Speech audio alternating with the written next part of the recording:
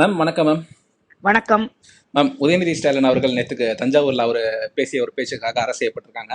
அவர் ஆமா. அரசு செய்யப்படுவாங்கன்னு நீங்க எதிர்பார்த்தீங்களா? நீங்க இதை எப்படி பாக்குறீங்க?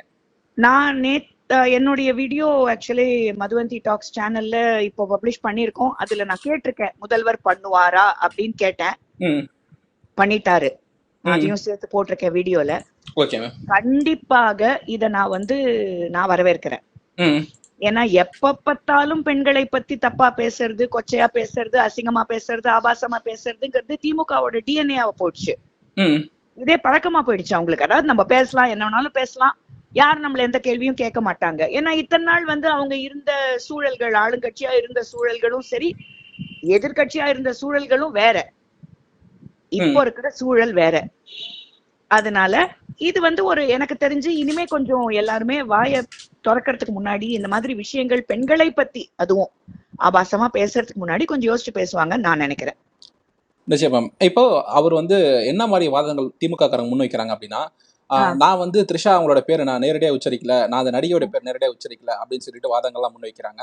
இப்ப அவர் கூட்டத்துல இருந்து வந்ததுக்கு நான் ஒரு நேரடியா நிமிஷம், பேசுறேன். கூட்டத்துல இருந்து அந்த பேர் வந்துதா வரலையா? அது கிளியரா தெரியுது. கூட்டத்துல இருந்து த்ரிஷாங்கிற பேரு தான் ஆமா, வந்தது. ஒரு 4 தடவை வந்திருக்கு. 4-5 தடவை கத்தினாங்க. இவர் என்ன பண்ணிருக்கணும் லீடர் ஆஃப் ஆப்போசிஷனா? ஏங்க இதெல்லாம் இங்க பேசாதீங்க. இந்த பேர் இங்க ஏங்க காவேரி பிரச்சனைக்கும் த்ரிஷாக்கும் என்னங்க சம்பந்தம்? ம் நீங்க என்ன பண்ணிருக்கணும் as a leader of opposition? இந்த பேரெல்லாம் இங்க எடுக்காதீங்க தயவு செய்து. நம்ம வந்திருக்கிற பிரச்சனையை பத்தி பேசாம அதை ஆமோதிக்கிற வகையில தானே அந்த அசிங்கமான வார்த்தையை நீங்க சொன்னீங்க. ம் சொல்லிட்டு பெரிய என்னமோ எல்லாருக்கும் சின்ன 3 வயசு குழந்தைங்க, இன்னைக்கு இருக்கிற 3 வயசு குழந்தைங்களுக்கே புரியும்பா. அதான் இன்றைய காலம். யாருக்குமே நிச்சயமா. புரியாத மாதிரி நான் காவேரி பத்தி சொன்னேன்னா, what does he think? He thinks people of Tamil Nadu, the women of Tamil Nadu are fools. இது வெறும் பத்திரிகை மட்டும் இருந்து நடந்த திமுக அரசாங்கம் கிடையாது. சோசியல் மீடியாமா நடந்தது, எப்படி நடந்தது, எங்க நடந்தது, எந்த செகண்ட்ல நடந்ததுங்கிறத இன்னைக்கு சோசியல் மீடியால எடுத்து காமிச்சிட முடியும். கிளியரா தெரியுது. ஒரு 4-5 பேர் அந்த பேரை சொல்லியிருக்காங்க. சொன்ன உடனே தான் இவர் அந்த கமெண்ட்டை சொன்னார். அப்ப அதுக்கு என்ன அர்த்தம்? கண்டிப்பா புரியுது. ஸோ இதெல்லாம் சும்மா சாக்கு போக்கு. எனக்கு என்ன அதிசயமா இருக்குன்னா, இவரை பத்தி இந்த மாதிரி சொன்னதுக்கு திமுக இருக்கிற பெண்களும் இவரை சப்போர்ட் பண்ணி ப்ரொடெஸ்ட் பண்ணிக்கிட்டு உட்காந்துக்கிட்டு இருக்காங்க. பார்க்க முடியுது மேம். என்னன்னா, இப்போ ஒரு மினிஸ்டர் ஒரு கேபினெட் லெவல்ல இருக்கக்கூடியவங்களை அரெஸ்ட் பண்ணோம்னா கவர்மெண்ட் பர்மிஷன் ஆகணும். இப்போ உதயநிதி ஸ்டாலின் அவர்களும் கேபினெட் லெவல்ல ஒரு பொசிஷன்ல இருக்காங்க, ஆப்போசிஷன் லீடரா இருக்காங்க.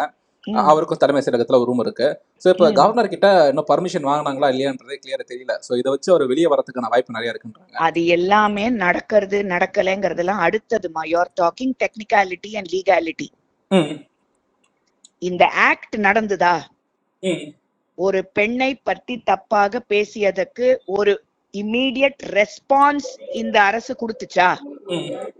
அதுவே குட் ஃபர்ஸ்ட் ஸ்டெப். அததான் நான் சொல்லுவேன். மேம், இன்னைக்கு எங்களோட நிறைய விஷயம் உங்களோட கருத்துக்களை தெரிவிச்சிருந்தீங்க. மீண்டும் சந்திப்போம். நன்றி. Thank you ma'am.